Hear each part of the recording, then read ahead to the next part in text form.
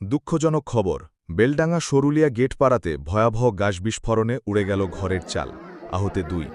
শনিবার বেলা 12টা নাগাদ ঘটনাটি ঘটেছে বেলডাঙ্গা থানা এলাকার সরুলিয়া গেট পাড়াতে। খবর পেয়ে দমকল বাহিনী ঘটনাস্থলে পৌঁছে আগুন নেভাতে সক্ষম হয়। আপনারা ভিডিওর মাধ্যমে দেখতে পাচ্ছেন কি অবস্থা। গ্যাস সিলিন্ডার যতটাই ভালো ততটাই ভয়ানক।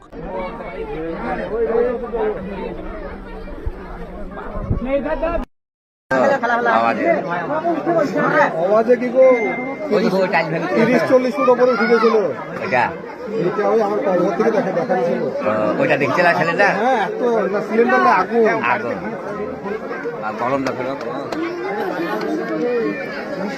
এখন এখান থেকে আগুনের হিট বেড়ে আসছে। দেখো সিলিন্ডারের অবস্থা দেখো। কিছু না কি না নাই সিলিন্ডারে।